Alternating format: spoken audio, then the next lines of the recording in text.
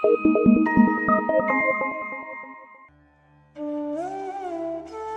जनेन बंधुओं, सारथी सेवा समूह में आप सभी का स्वागत है। नेहा नगर निवासियों को 2020 में आचार्य गुरुवर श्री 108 विद्यासागर जी मुनिराज के परम प्रभावक शिष्य मुनि श्री 108 कुंतु सागर जी मुनिराज व एलक श्री 105 सिद्धांत सागर जी मुनिराज का चातुर्मास प्राप्त हुआ है।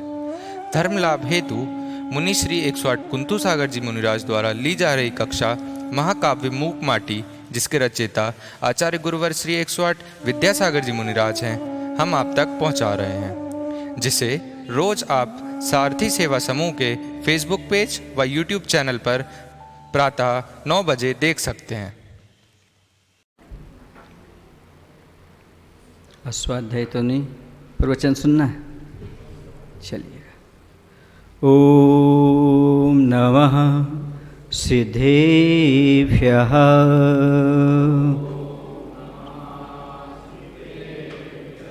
ओम नमः सिद्धेभ्यः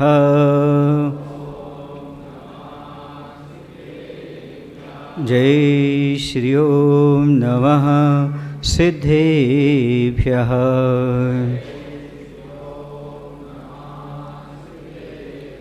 मंगलम भगवान वीरो मंगलमि गौतमो गणी मंगलमि कुंद कुंदायो जैन धर्मोस्तु मंगलम। सर्वमंगलमांगल्यं सर्वकल्याणकारकं प्रधानं सर्वधर्माणां जैनं जयतु शासनं जैनं जयतु शासनं। बोलिए अहिंसा परमो धर्म की। देवाय देव श्री पार्श्वनाथ भगवान की, भगवान के मोक्ष कल्याणक की। गुरु नाम गुरु आचार्य श्री ज्ञान सागर जी महामुनिराज की। आवाज़ धीमी है। बोले आचार्य गुरुदेव भगवान श्री विद्यासागर जी महाराज की।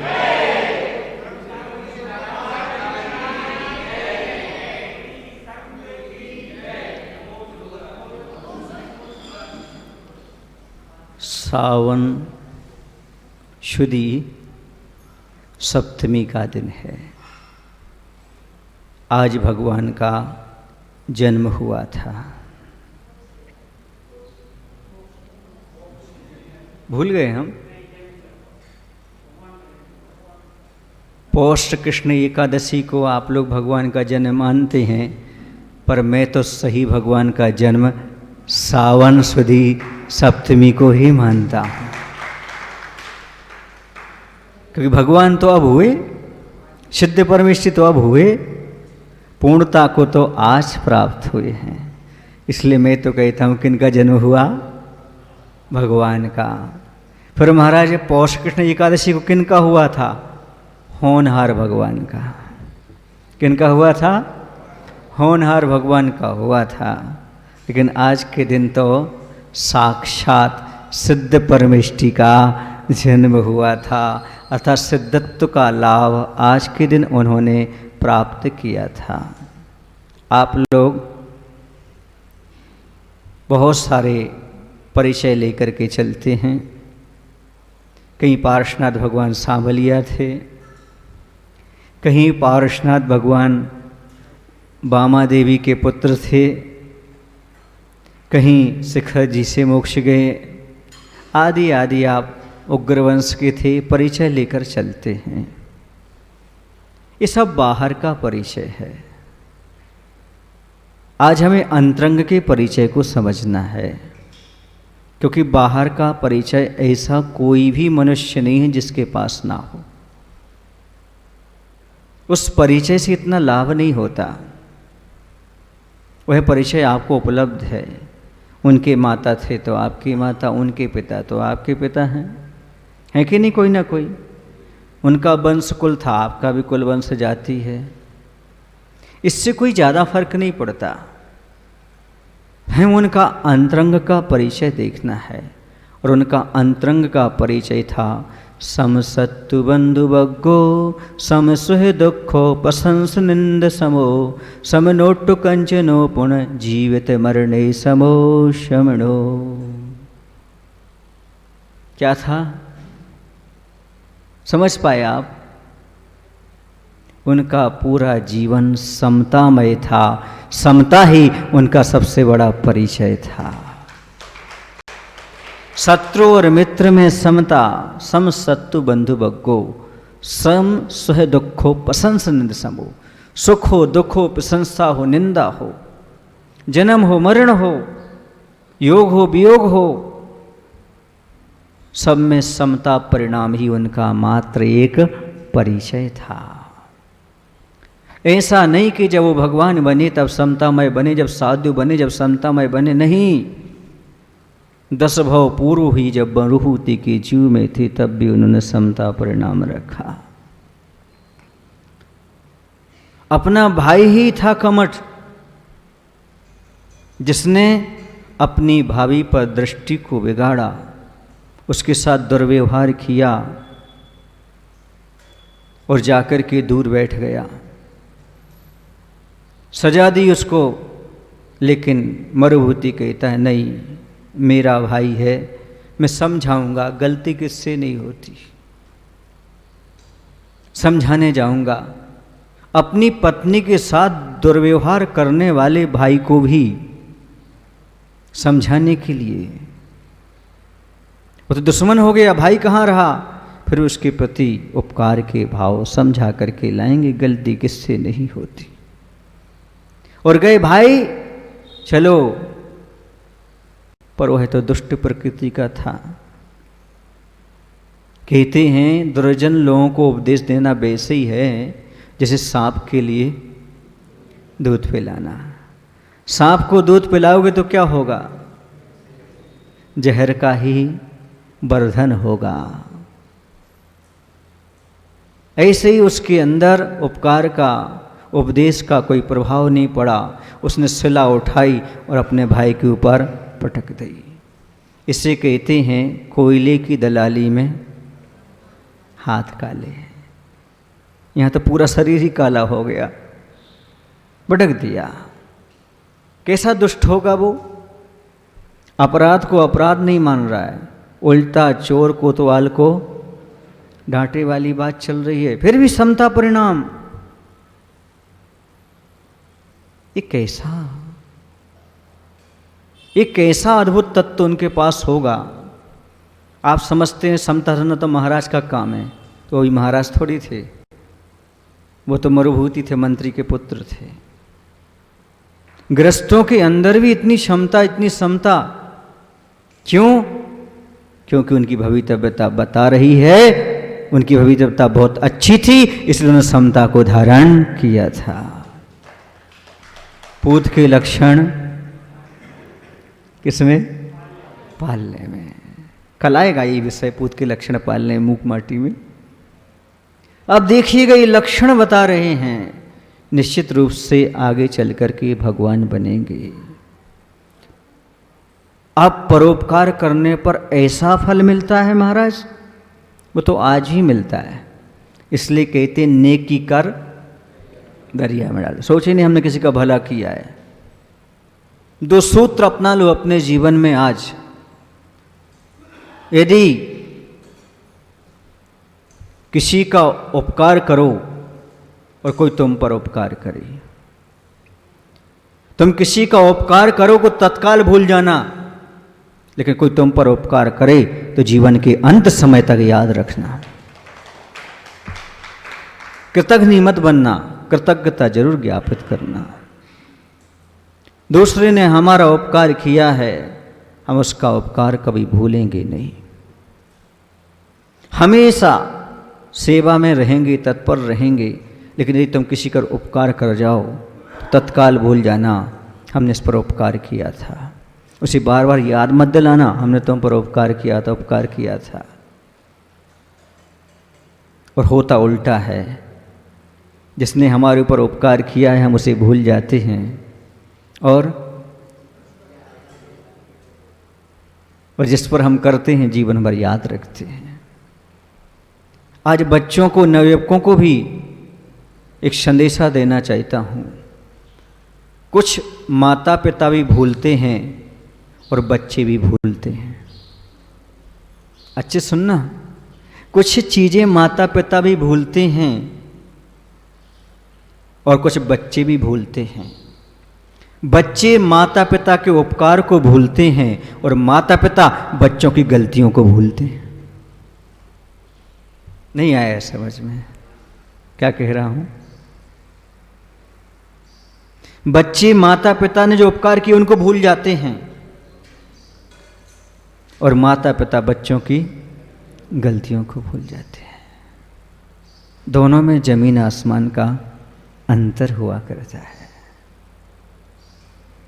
माता पिता गलती को भूल जाते हैं पर बच्चों को उनके उपकार तो नहीं भूलना चाहिए, क्योंकि जो उपकारी के उपकार को भूल जाता है वो अधर्मात्मा है और जो उपकारी के उपकार को मानता है वही सच्चा धर्मात्मा है। आप धर्मात्मा बनने का प्रयास करिएगा। किसी ने हमारे ऊपर उपकार किया है, गुण का हो या सुख का हो, उसे हमेशा याद रखो। यही उन्नति का स्रोत है। कमठ ने उपकार को नहीं स्वीकारा, अपकार और कर दिया, उसका पतन हो गया, दुर्गति में चला गया। साक्षात हम परिणाम देख रहे हैं, पढ़ रहे हैं, सुन रहे हैं, फिर भी हमारा परिणाम क्यों नहीं बदल रहा है? इसलिए परोपकार तो करो बंधुओं, पर उसका फल गलत मिलता है तो परोपकार को गलत मत समझो। कर्म का उदय चल रहा है ऐसा मान करके चलो। सुन रहे ना? जिस तरह कली मिटा देती है अपने आप को फूल बनने की चाह में, उसी तरह आप भी लगे रहो औरों के उपकार में। देखा होगा आपने, कली फूल बनने के लिए अपने आप का त्याग कर देती है। ऐसे आप भी परोपकार में लगे रहो, फल की इच्छा मत करो। मुझे तो उपकार करना है सो करना है। जैसे मरुभूति के जीव ने उपकार किया, आज दुनिया उनकी जय जयकार कर रही है। पार्श किसे कहते हैं? पार्श्वनाथ। पार्श किसे कहते हैं? पार्श मान होता पीछा, पीछे, बाजू या पीछे होता है। वो पार्श्वनाथ भगवान थे, इसलिए सब उनके पार्श्व में हैं, अर्थात उनके पीछे लग गए, उनकी पूजा करने के लिए लग गए। परोपकार का इतना ही नहीं, 10 भव तक परोपकार किया, अंत में नाग नागिन के जोड़े पर भी उपकार किया। अब तो भगवान बनना ही है, इसी भाव से बनना है। 3 ज्ञान के धारी हैं, पता है, सब कुछ है, फिर अब परोपकार क्यों? बोलो ना, उन्हें भगवान बनने से रोक देगा क्या कोई? रोक देगा। उनका सम्यक दर्शन कहता है, अनुकंपा मेरे अंदर है, इस लकड़ी में जीव जल रहे हैं, मैं आगे नहीं बढ़ सकता। सम्यक दृष्टि कहेगा, इसके दुख को दूर किए बिना मैं आगे निकल ही नहीं सकता। ये है सम्यक दर्शन, जिसे आचार्य श्री सक्रिय सम्यक दर्शन बोलते। सम्यसन होना अलग, सक्रिय सम्यसन होना अलग। मात्र सम्यसन से मुक्ति नहीं मिलती, सक्रिय सम्यक दर्शन हो आपके पास कि उस जीव को दिख गए तो उनको बचाने का भाव। ऐसा नहीं अब कौन देख रहा है, कौन कर रहा है, नहीं, ये अपने आप में अद्भुत चीज है। चलो मंदिर अभी बहुत दूर है, कुछ और कर लिया जाए, एक दुखियारे के दुख को दूर कर दिया जाए, एक दुखियारे के दुख को दूर कर दिया जाए। ये मन में भाव आना एक सम्यक दृष्टि के अंदर ही है। भले पूजा के वस्त्र पहने हो, लेकिन नहीं, अभी पहला कर्तव्य है। प्रथमान्योग ग्रंथ में मिलता है, श्री कृष्ण जी नेमिनाथ भगवान के समोषण में जा रहे थे, रथ पर सवार होकर के नेमिनाथ भगवान के उपदेश सुनने के लिए जा रहे थे, लेकिन रास्ते में एक मुनिराज के दर्शन हो गए। उनका शरीर रोग से ग्रसित था। उन्होंने तत्काल महाराज को देखा, फिर समोषण में प्रवचन सुनने नहीं गए, पूजन करने नहीं गए, वैद्य को लेके आए और पहले महाराज का स्वास्थ्य के बारे में सोचा। सक्रिय सम्यक दर्शन। उपदेश सुनने में क्या मिलेगा? यही मिलेगा, ग्रस्त को सेवा करना चाहिए, वैयवृत्ति करना चाहिए, और हम वैयवृत्ति में लगे हुए, वही तो स्वाध्याय है। और उन्होंने जो औषध दान करवाया किया, उसके माध्यम से उन्हें तीर्थंकर प्रकृति का वंद हुआ। आगे चल करके 16वें तीर्थंकर बनेंगे श्री कृष्ण जी। ये क्या है परिणाम? दया, अनुकंपा, वैयवृत्ति, सेवा, ये भाव सम्यक दृष्टि के अंदर उत्पन्न हुए बिना रह नहीं सकते। यदि वो सम्यक दृष्टि है तो आए गए उसके मन में भाव कि मुझे ऐसा करना है। उस नाग नागिन को बाहर निकलवाया, वही जाकर के आगे धर्मेंद्र बना, जिसने उपसर्ग को दूर किया। यहाँ भी परोपकार की बात बता दूं आपको, उस पर उपकार किया तो वह नीचे गया, धर्मेंद्र बना। धर्मेंद्र बनने के बाद अरे ये तो मेरे उपकारी हैं पार्श्वनाथ भगवान, फिर उनका उपकार करने के लिए, उनकी सेवा करने के लिए तैयार हुआ। वह भी नहीं बोला उपकार। इतिहास को देखते जाना बंधु, जो उपकार भूल जाते हैं उनके कहीं नाम नहीं आते, और जो उपकार को याद रखते हैं वह शास्त्रों में अपने आप उनका नाम आ जाता है। भूल गए। वह कमठ तो ऐसा था, जिस थाली में खाता था उसी में छेद करता था। लेकिन मरुभूति ऐसे थे कि छेद वाली थाली भी हो तो उसके छेद को जोड़ करके सबको भोजन परोसा करते थे। ऐसा उनका जीवन। पास प्रभु नहीं डरे कमठ के घोर प्रहारों से, ना वे स्वयं लड़े तलवार और हथियारों से। पास प्रभु नहीं डरे कमठ के घोर प्रहारों से, ना वे स्वयं लड़े तलवार और हथियारों से, फिर युद्ध में जीत गए मात्र समता, क्षमा और सद्विचारों से। फिर भी युद्ध में जीत गए समता, क्षमा और सद्विचारों से। ये 4 मुख्य चीजें उनके जीवन में देखने को मिलती हैं। परोपकार की भावना, समता, क्षमा और क्षमता। समता अलग है और क्षमता अलग है। आप कहेंगे महाराज जी कैसे? आदमी एक भाव समता रख सकता है, 10 भाव तक समता रखने की क्षमता कौन से भगवान में आई? पार्श्वनाथ भगवान में। आप कहते हो महाराज वो हमें रोज टॉर्चर करता है, वो रोज टॉन्टिंग कसता है, ताना बाना सुनाता है, कैसे सहन करूं? कितने दिन हो गए भैया आपको? महाराज जी महीना हो गए। 10 महीना? पार्श्वनाथ के जीव ने 10 महीने सहन किए हैं? 10 साल तक? 10 भाव तक जिसने बैर किया पीड़ाएं देकर मनमानी, पर हार मान कर चरणों में वह झुक गया स्वयं अभिमानी। 10 भाव तक एक हाथ से ताली बजती रही। हाँ, पूछो क्यों? भगवान जो बनना था ना। क्या बनना था? आपको भगवान बनना है कि बागवान बनना है? बोलो ना। आज इस अवसर पर एक शिक्षा ले लो। पार्श्वनाथ भगवान भी हैं और मूर्ति में नीचे पार्श्वनाथ का चिन्ह भी है। क्या है भगवान का चिन्ह? बोलो ना। हाँ, अब आपको चिन्ह बनना है कि भगवान बनना है? As you like, can you live. जो दुश्मन से बदला लेते हैं वो पार्श्वनाथ के चिन्ह सांप बनते हैं, और जो क्षमा करते हैं वो साक्षात पार्श्व प्रभु बन जाया करते हैं। अब ये आपके ऊपर आधारित है कि आपको पार्श्वनाथ भगवान के चिन्ह बनना है।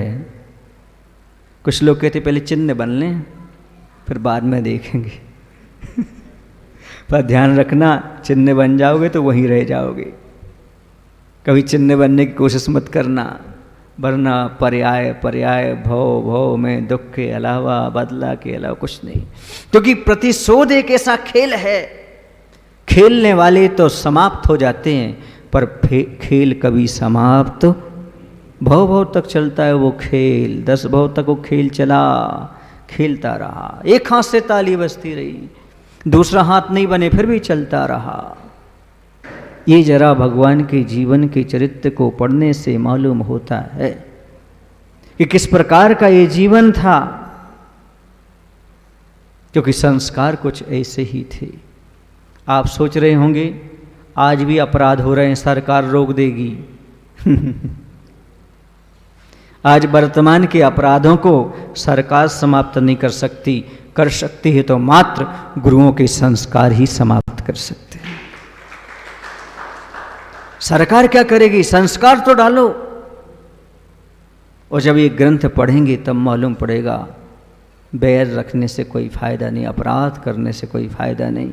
यह बैर न बैर मिटाता है, यह बैर निरंतर प्राणी को भव सागर में भटकाता है।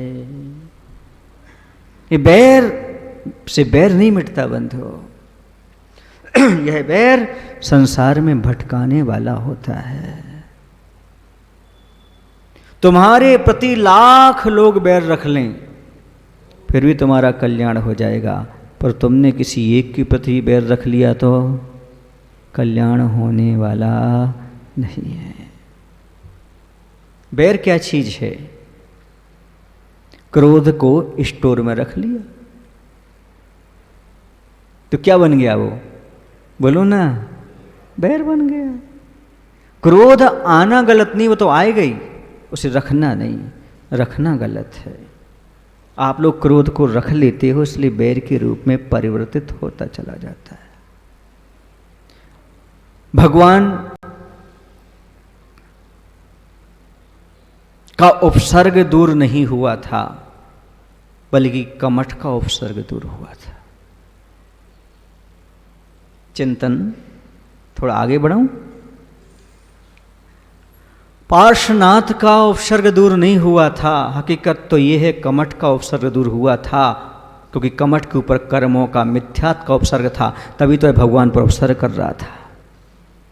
और जैसे ही भगवान का उपसर्ग दूर हुआ, केवल ज्ञान की प्राप्ति हुई, वैसे ही कमठ का भी उपसर्ग दूर हो गया, उसे भी सम्यक दर्शन की प्राप्ति हो गई। आया कुछ समझ में? कमठ का भी उपसर्ग दूर हो गया। ये है महान पुरुषों की सानिध्य का फल। इसे तो मैं कहता हूं, तुम साधु से दोस्ती रखो या दुश्मनी, जम के रखना, लेकिन कल्याण तो हो जाएगा। कमठ बन के रखो तो, और चाहे पार्श्वनाथ बन के रखो तो। अब तुम्हारे ऊपर, तुम क्या बन करके रखना चाहते हो, पर कमठ का इतिहास ही पढ़ लेना थोड़ा सा। महापुरुषों से संबंध जरूर रखना, जरूर आपका कल्याण होगा, लेकिन अंत समय तक रखना, जब तक उनको मोक्ष ना हो जाए। कहते हैं कि दुश्मनी करो जम के करो, पर इतनी गुंजाइश अवश्य रखो, यदि दुश्मन हाथ मिलाना चाहे तो शर्मिंदा ना होना पड़े। क्या ना होना पड़े? शर्मिंदा। ऐसी दोस्ती रखो तो काम हो। लोग कहते हैं हम तुम्हें दुश्मन बनाएंगे, हम कहें हम तुम्हें दोस्त बना के छोड़ेंगे। देखो कौन जीतता है, कौन जीतता है। कर लो तुम दुश्मनी जम के जितनी बनती हो, हमने तुम्हें दुश्मन माना ही नहीं, देखा ही नहीं उस दृष्टि से, बात खत्म हो, वहीं पर खत्म हो जाती है। लोग कहते शत्रु को गले लगाइए, मैं कहता हूं किसी को शत्रु मानिए नहीं, गले लगाने की बात ही नहीं होती। ऐसा सोच क्यों रख लिया आपने कि कोई संसार है मेरा शत्रु है? ये रखने की बात खत्म कर दो आप। पार्श्वनाथ भगवान जैसे करो। उन्हें सांप ने भी काटा, तो भी उन्होंने प्रतिकार नहीं किया। क्रूरता का बदला क्रूरता से मत लीजिए। पार्षद भगवान का जीवन क्या कहता है? क्रूरता का बदला क्रूरता से मत लीजिए, हो सके तो क्रूरता को करुणा में बदल दीजिए, क्रूरता को करुणा में बदल दीजिए। उन्होंने क्रूरता को भी करुणा में परिवर्तित कर दिया। अद्भुत क्षमता, अद्भुत क्षमा, अद्भुत साहस, अद्भुत तत्व चिंतन होगा। ऐसा तत्व चिंतन बहुत मुश्किल होता है। कभी कभी हम कसायों की चर्चा करते हैं और करते करते कसाय भी कर लेते हैं, पर उन्होंने चर्चा तो नहीं की, लेकिन चर्या जरूर की। उन्होंने अपने जीवन में कसाय को आने ही नहीं दिया। कुछ लोग ऐसा करते हैं कि पार्श्वनाथ भगवान की पूजा कम करते हैं, धर्मेंद्र की पूजा, पद्मावती की पूजा। उनसे पूछो ऐसा क्यों करते हो, तो जवाब देते हैं उन्होंने भगवान की रक्षा की थी। तो मैं तो कहता हूं ये जितने लोग बैठे ये सब हमारी रक्षा कर रहे हैं, भगवान कर रहा है, इन सब की पूजा करने लगो ना। अच्छा ही बताओ, 7 दिन तक लगातार उपसर्ग करता रहा वो। कितने दिन तक? तब कहाँ गए थे धर्मेंद्र? बोलो ना, तब कहाँ गए थे? हकीकत तो ये है वो तो अपने भोगों में थे, विषयों में। उनका आसन कंपायमान हुआ तो मालूम पड़ा ये क्यों हो रहा है, अरे हमारे उपकारी पर उपसर्ग आया, तब होश आया उनको। सुन रहे हैं? बोलो ना। हाँ, तो आप बीतरागी को छोड़ करके रागी की पूजा करने लगे, क्योंकि उन्होंने क्या किया था? भगवान का उपसर्ग दूर किया था। ध्यान रखो बंधु, भगवान पर उपसर्ग नहीं होते, केवल ज्ञान के उपरांत कोई उपसर्ग नहीं होते, मुनि अवस्था में उपसर्ग होते हैं। इसका लॉजिक क्या है? बोलो ना। भगवान पर उपसर्ग क्यों नहीं होते, मुनि पर क्यों होते हैं? बोलो ना।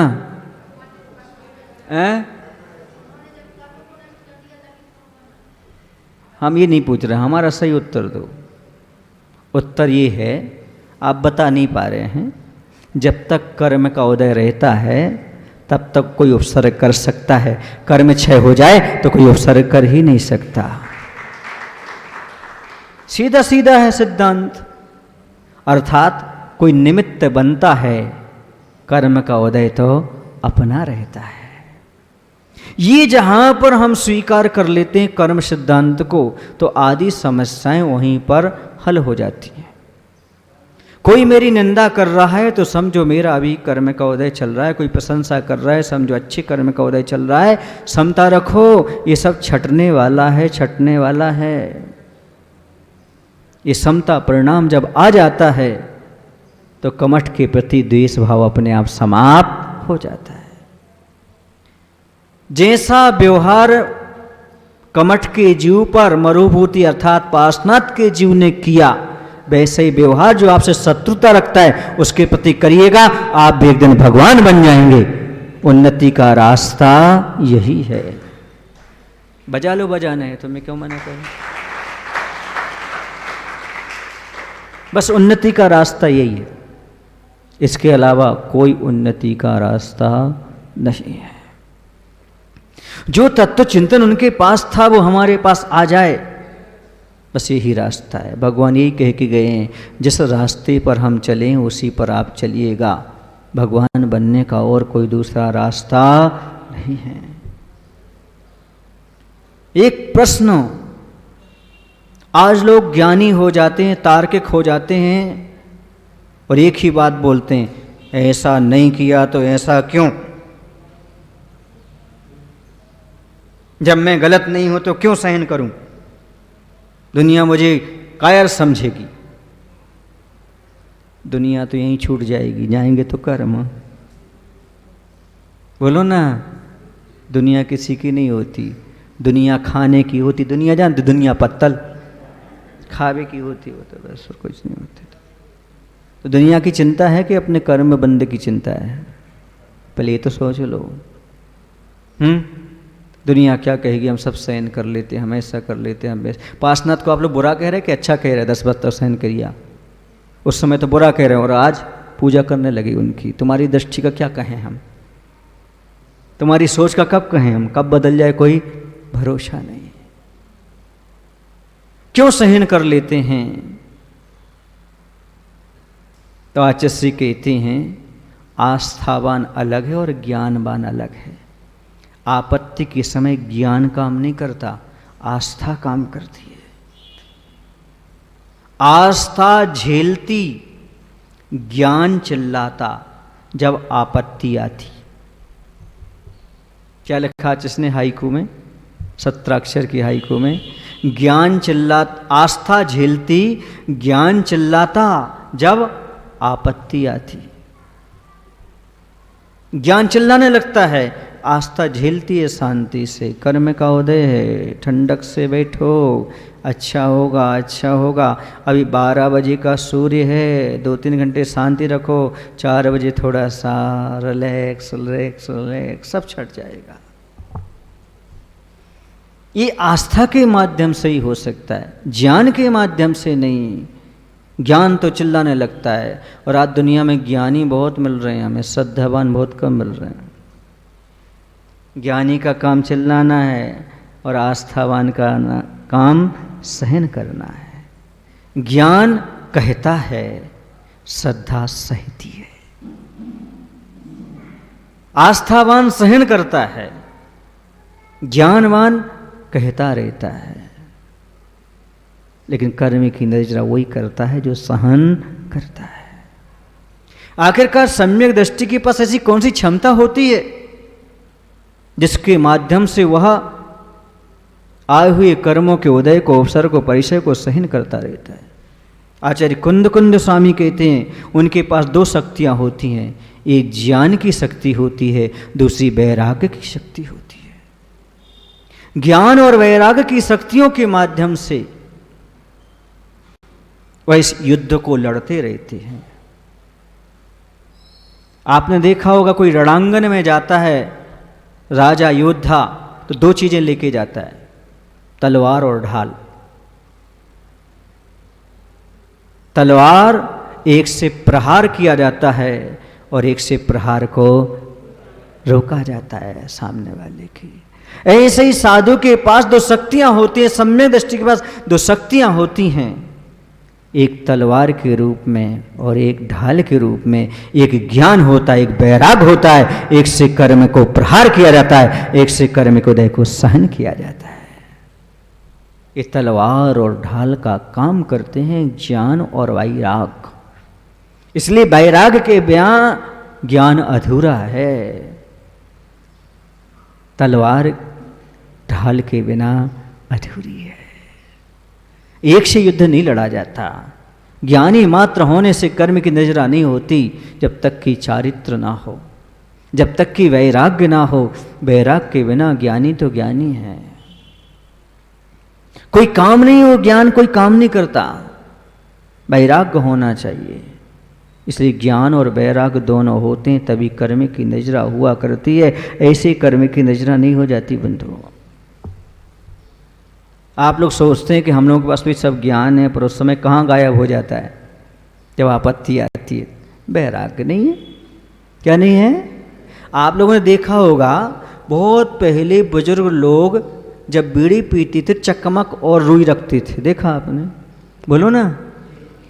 हाँ, एक चकमक और एक लोहे का एक टुकड़ा छोटा सा, और उसमें रुई फंसाते थे और चकमक से ऐसे घिसते थे, है ना? तो उसमें से क्या निकलती थी? आग। यदि रुई ना हो तो आग आकर चली जाए। रोकने का साधन क्या रहता था? समझ लो, आग जो है वो ज्ञान है, उसे रोकने के लिए यदि चाहिए तो वैराग रूपी रुई चाहिए, कॉटन चाहिए, उसके बिना वो रुक नहीं सकता। आपके पास चकमक भी है, लोहा भी है, पर क्या नहीं है? कॉटन नहीं है। कॉटन लेने का प्रयास करो, उसे कहते हैं वैराग। उसी में ये सब ठहरने वाला है, उसके बिना ठहर ही नहीं सकता। पार्श्वनाथ भगवान बहुत कुछ सिखा गए, 4 पंक्तियां सुना देता हूं, क्या सिखा गए। कंटकों में राह बनाना सीखो, कंटकों में राह बनाना सीखो, संकटों में रहकर मुस्कुराना सीखो, संकटों में रहकर मुस्कुराना सीखो, सचमुच जिंदगी सुखमय लगेगी, सचमुच जिंदगी सुखमय लगेगी, बस दूसरों के काम आना सीखो, दूसरे के काम आओ। दुनिया का क्या है, वो तो कहती रहती है, उसकी ओर दृष्टिपात मत करो, क्योंकि आपके लिए इस चीज पर ध्यान देना है कि हमारा जीवन उन्नत कैसे हो, आखिरकार हम कैसे अपनी उन्नति के शिखर पर पहुंच सकें। बहुत कठिन काम है बंधु, ये बहुत कठिन तपस्या है। शत्रु को शत्रु के रूप में नहीं देखना। सामने वाला बुरा कर रहा है फिर भी हमें बुरा उसके बारे में नहीं सोचना, उसके बारे में भला सोचना बहुत कठिन काम होता है। जो हमारे बारे में अच्छा सोच रहा है उसके बारे में अच्छा सोचना तो बन जाता है, पर बुरा सोच रहा है उसके बारे में अच्छा सोचना बहुत कठिन। वही तो परीक्षा की घड़ी है, वही तो साधना का पथ है, वही तो आस्था की परीक्षा है कि आपको कर्म सिद्धांत पर कितनी बड़ी आस्था है। बुरा करने वाले के प्रति भी सद्भावना प्रेषित करने का अर्थ है कर्म सिद्धांत पर आस्था है। ये तो निमित्त है, ये नहीं कर रहा गलत, गलत तो मेरा कर्म कर रहा है। महाराज कब तक करेगा? पार्श्वनाथ भगवान से पूछो, 10 भाव तक किए। हाँ, हमें तो 10 दिन हुए, 10 महीने हुए, 10 साल हुए। हाँ, ये सब जब कर्म सिद्धांत को देखते हैं, बाहर की सारी अव्यवस्थाएं समस्याएं जैसी नहीं लगती। इसलिए कर्म की निर्जरा करो, जैसे बन सके कर्म को समाप्त करने का प्रयास करो। मूल जड़ तो कर्म है, वो सामने वाला व्यक्ति तो मात्र निमित्त है। और सामने वाला लाख बुरा कर ले, कुछ नहीं कर सकता। क्यों नहीं कर सकता? क्योंकि पुण्य का उदय चल रहा है। वो मात्र गलत करने का भाव रख सकता है, गलत नहीं कर सकता जब तक पुण्य का उदय है तो तुम्हारे। और सामने वाला अच्छा भी कर और पाप का उदय है तो क्या हो जाए? बुरा हो जाए। ये कर्म सिद्धांत कब अपने जीवन में अमल करोगे? पार्श्वनाथ भगवान की पूजा तो करते हैं, पर सबसे ज्यादा प्रतिमाएं बुंदेलखंड में मिलेंगी। किनकी? पार्श्वनाथ भगवान की। वो सबसे ज्यादा पूजा करने वाले पार्श्वनाथ के कहाँ मिलेंगे? बुंदेलखंड में। लेकिन सबसे ज्यादा कसाई करने वाले अब नहीं बोलते हम ज्यादा। ये तुमने बोला, हमने नहीं बोला भैया। देखो, हमने तो प्रश्न रखा था, आपने उत्तर पहले ही दे दिया, रख नहीं पाया। और तो सोचो, चिंतन करो, हमें कसाई नहीं करना। हम ऐसे भगवान के उपासक हैं जिन्होंने हमेशा क्षमा को ही अपनाया है, परोपकार को ही अपनाया, समता को ही अपनाया है, अपनी क्षमता को छिपाया नहीं, सहन किया है। ऐसे पास प्रभु के चरणों में आए हैं आप। सोचो, विचार करो। आप लोग शिखर जी की वंदना करने जाते हो, स्वर्णभद्र कूट पर जाते हो, मैं भी गया, मैंने भी भगवान के कई बार दर्शन किए। अभी जब आचार्य के आशीर्वाद से वहाँ पहुँचा तो 26 वंदनाएं की भगवान की। पता नहीं कैसे मन करता था। चातुर्मास में नहीं की, पहले और बाद में की। और जैसे ही पार्श्वनाथ भगवान की टोक पर पहुंचे थे, सारी थकान समाप्त हो जाती थी। क्यों? हे भगवान, आप तो 10 भाव तक नहीं थके, हम तो 2 घंटे में कैसे थकेंगे? धन्य है आपकी महिमा। और वहीं यही भावना भाते थे, भगवान जैसी समता क्षमता आपके जीवन में आई, बस वैसे हमारे जीवन में आ जाए। और मुझे कुछ नहीं चाहिए, न मैं उपसर्ग से डरता हूं, न परिचय से डरता हूं, न कर्म के उदय से डरता हूं। बस भगवान मुझे ऐसी क्षमता दे देना ताकि मैं इन उपसर्ग परिसरों को समता से सहन कर सकूं। क्यों? क्योंकि मोक्ष मार्ग में ये मिलेंगे, हर रास्ते में ये सब चीजें हैं। आप ये मत समझना कि आपको, हमको या किसको है, सबके पास से रहती हैं। भगवान जब भी बनोगे तो इसी रास्ते से गुजरोगे तब। आप चाहो हम पर उपसर्ग ना हो, हम पर परिचय ना हो और हम भगवान बन जाएं, ऐसा संभव नहीं है। आपको ये सब सहन करना ही पड़ेगा। और सही बता दें, साधना के क्षेत्र में तो नकल की बात होती है। जैसे भगवान पासनाथ करते गए वैसे ही नकल तुम करते जाओ, अकल मत लगाओ। क्या करते जाओ? नकल। एक दिन आप भी भगवान जैसे बन जाओगे। इसमें खुली छूट है नकल करने की। यही साधना है और कुछ नहीं। मैं कहता हूं भगवान को वेदी में विराजमान करने से पहले भगवान को अपने अंदर विराजमान कर लो, उनकी क्षमा को अपने जीवन में धारण कर लो। समझो हमने भगवान की प्रतिमा स्थापित कर ली। वरना भगवान की प्रतिमा स्थापित करके भी हम लड़ते रहेंगे। जब तक उस प्रतिमा का अभिषेक नहीं होगा, मैं धोती तो पट्टा ही नहीं पहनूंगा। ऐसा भी अहंकार आ सकता है। मैं ऊपर की वेदी में जाऊंगा ही नहीं, मैं बीच की वेदी में जाऊंगा ही नहीं, मैं नीचे की वेदी में जाऊंगा ही नहीं, ऐसा अहंकार भी आ सकता है। धिक्कार है तुम्हारे जीवन के लिए। इंसान को बांटा, मकान को बांटा, अब भगवान को बांट रहे हो। तुम कभी भगवान पासनाथ के भक्त हो ही नहीं सकते। यहां की बात नहीं कह रहा हूं, ये मत सोचना यहां कुछ हो गया हो, महाराज जी बोल रहे हैं। मैं ये कह रहा हूं, ऐसी मानसिकता कभी जीवन में मत रखना कि उन भगवान का ही अभिषेक करूंगा, मैं इनका ही करूंगा। अरे सब भगवान अनंत गुण के धारी हैं। ये चलमल आकार दोष मत लगाना कभी। उस वेदी में करता हूं उसी में करूंगा, इस वेदी में इसी में करता हूं। हाँ, हमेशा समाज का सहयोग देते हुए आगे बढ़ना। पूछो क्यों? पूछो ना क्यों? क्योंकि यदि तुम दुनिया में सबका सहयोग करोगे तो तुम्हें सहयोग मिलेगा।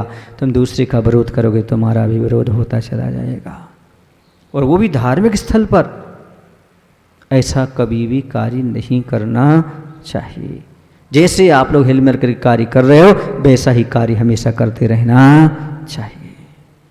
कभी मन में भी इस प्रकार का भाव नहीं आना चाहिए। आज की इस सप्तमी को आप लोग कौन सप्तमी बोलते हो? मुकुट क्यों बोलते हो? अरे मुकुट सप्तमी क्यों बोलते हो, मैं पूछ रहा हूं। क्योंकि आज भगवान ने 3 लोक के अग्रभाग का मुकुट पहना था। समझ गए ना? इसलिए कौन सी सप्तमी हो गई? आप भी मुकुट पहनते हो, आप भी हार पहनते हो, और जीत मानते हो हार पहनकर भी। और हार ना पहनाया जाए तो आप समझते हमारी हार हो गई। जरा सोचो, विचार करो, कैसा संसारी प्राणी छोटी छोटी सी बातों में क्रोध कर जाता है और सोचता है कि इससे मेरा कुछ फायदा हो रहा है, उससे कोई फायदा नहीं हो रहा। भगवान ने 7 दिन तक परीक्षा कैसे दी होगी? परीक्षा 3 अक्षर का है। शब्द कितने का है? हाँ, लेकिन 3 लोग के जीव घबराते हैं परीक्षा से। लेकिन भगवान पार्श्वनाथ ने 10 भाव तक जो दी, लेकिन अभी मुनि बनकर के लगातार 7 दिन तक, एक दिन का भी गैप नहीं, 1 मिनट का भी गैप नहीं। अद्भुत तत्व चिंतन होगा। 10 भाव तक कैसे आखिरकार सहन किया होगा, ये सुनकर के रोमटे खड़े हो जाते हैं और लगता है हम कहाँ पड़े हुए हैं। हम तो जब भगवान पार्श्वनाथ पर उपसर्ग आ सकता है अपने भाई से, तो हम किस खेत की मूली हैं। अरे हम तो मामूली हैं भैया। कौन है हम? मामूली हैं। पर उनके पास भी कोई उपाय नहीं था, उनके पास भी एक ही उपाय था, समता को धारण करो। तो हमारे पास भी कौन सा उपाय होना चाहिए? बोलो ना, समता को। हर समस्या सुलझ सकती है, तुम उलझना छोड़ दो। हर मंजिल मिल सकती है, तुम भटकना छोड़ दो। हर समस्या सुलझ सकती है, तुम उलझना छोड़ दो। तुम मत उलझो, वो उलझला उलझ दे रहने दो। क्योंकि दुर्जन की यारी और कटीली झाड़ी, इनसे बचता है समझदार माली। नहीं समझिए आप। कटीली झाड़ी में यदि आपका कपड़ा फंस जाता है, बड़े आराम से निकाला जाता, खींचा नहीं जाता, क्योंकि वो पूरा का पूरे कपड़े को खींच देता है। तो कटीली झाड़ी दुर्जन की यारी, अब हो तो गई है दुर्जन से यारी, क्या करें। कटीली झाड़ी अब सोच समझ करके अपने अंग को, उपांग को, सबको बचाने का प्रयास करना चाहिए। ऐसा पारसनाथ भगवान हमसे कहते हैं। समझदार माली वही है, झटका नहीं देता, बड़े आराम से रुख देखता है, कांटे का रुख किशोर है, ऐसा करके उसे निकालने का प्रयास करता है। ये समझदारी हमारे जीवन में होना चाहिए, तभी तो साधना पथ हमारे आगे बढ़ता है, अन्यथा नहीं। अच्छा ये बताओ, भगवान को सांप ने भी काटा तो समता रखी, यदि आपको भी मच्छर काट जाए तो क्या कह रहे, ये क्या है, भगा दोगे, क्या करोगे? बड़ा मुश्किल है भैया। पार्श्वनाथ भगवान के जीवन को सुनना पढ़ना तो सरल है, पर एक अंश में भी हमारे जीवन में आ जाए बहुत मुश्किल है। अभी आप बाहर निकलो और कोई गाली दे दे, फिर क्या होगा? तमाशा की हंगामा, क्या होगा? और उन्होंने तो 10 भाव तक गाली नहीं, सब कुछ सहन किया, जो कुछ कहा, हो भाई, हो भाई, हो भाई, मैं कमजोर हूँ, कमजोर हूँ, कमजोर हूँ, कोई बात नहीं। हर आदमी यही कहता है, तू शेर है तो मैं सवा शेर हूँ, पर मैं हमेशा कहता हूँ, शेर हो तो जानवर हो और सवा शेर हो तो जानवर हो। इंसान बनो तो हमको समझे, इंसान बनो कि सामने वाला शेर है तो शांति से सहन कर लो। ये बहुत महत्वपूर्ण चीज है। इन सब चीजों को पढ़ करके, भगवान के जीवन चरित्र को पढ़ के लगता है धर्म धर्मात्मा की ऐसी परीक्षा लेता है जैसे अग्नि की भट्टी सोने की परीक्षा लेती है। बोलो ना, बिल्कुल धर्म के माध्यम से ऐसी ही परीक्षा ली जाती है। जैसे ही मोक्ष मार्ग पर बढ़ते हैं, कोई ना कोई आ जाता है। पर एक बात थोड़ा सा आप ध्यान दें, और ध्यान देने की बात यह है, कर्म बांधना है कि कर्म काटना है, बस इतना सोच लो। कर्म बांधना है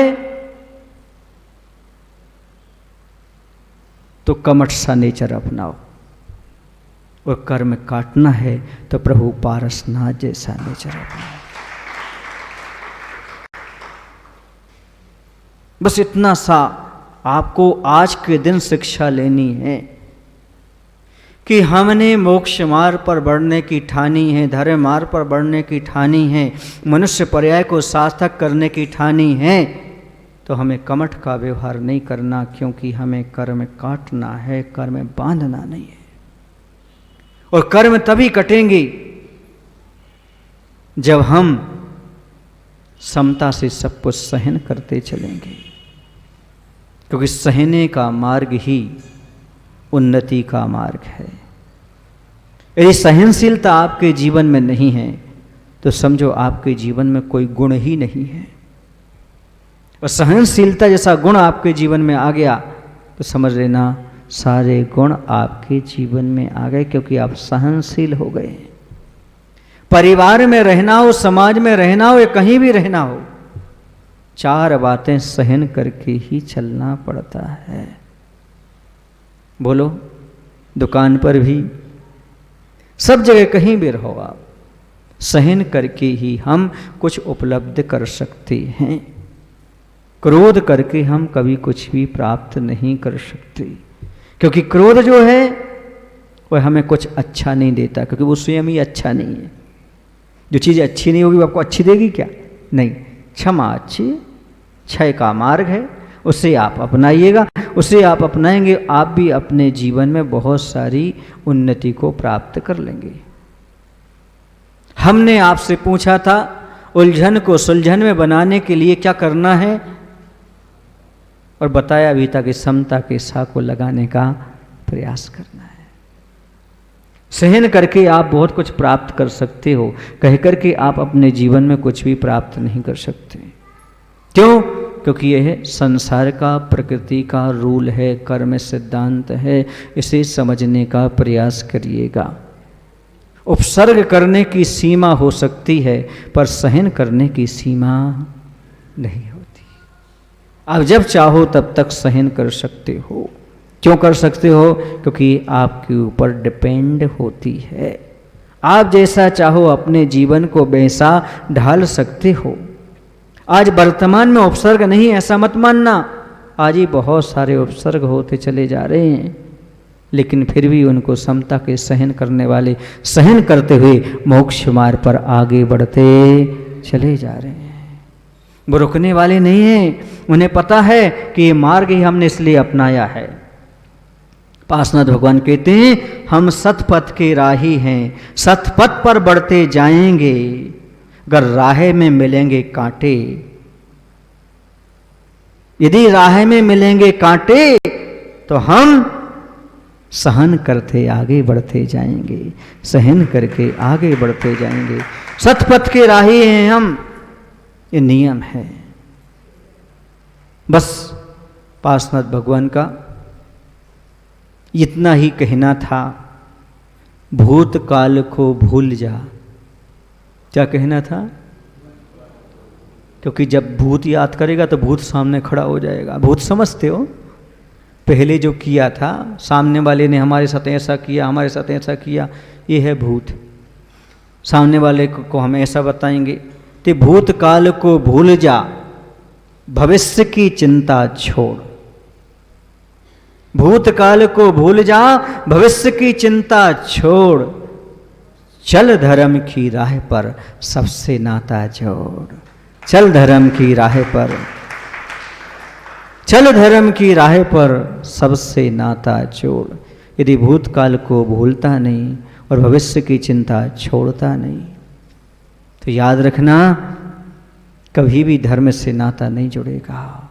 धर्म से नाता, सबसे नाता जोड़ करके धर्म की राह पर बढ़ते चले जाओ। एक बात और सोच लो, भगवान का आज मोक्ष कल्याणक हो गया, मेरा कल्याण कब होगा? भगवान 5 हुए कल्याण प्रभु, एक बार मेरा कल्याण कर दे। भगवान कहेंगे, मैं नहीं करूँगा, करना तो तुझे है। जिस रास्ते को मैंने अपनाया, पीछे से आ जा, तेरा भी कल्याण हो जाएगा। बोले पार्श्वनाथ भगवान की, आचार्य गुरुदेव भगवान श्री विद्यासागर जी महाराज जी की। हे प्रभु, हम सभी को इतनी शक्ति, इतनी बुद्धि देने की कृपा करो, ताकि हम पार्श्वनाथ के चिन्ह बनने जैसा काम ना करें, बल्कि भगवान बनने की कामना करें। नमोस्तु भगवान। भावों की निर्मल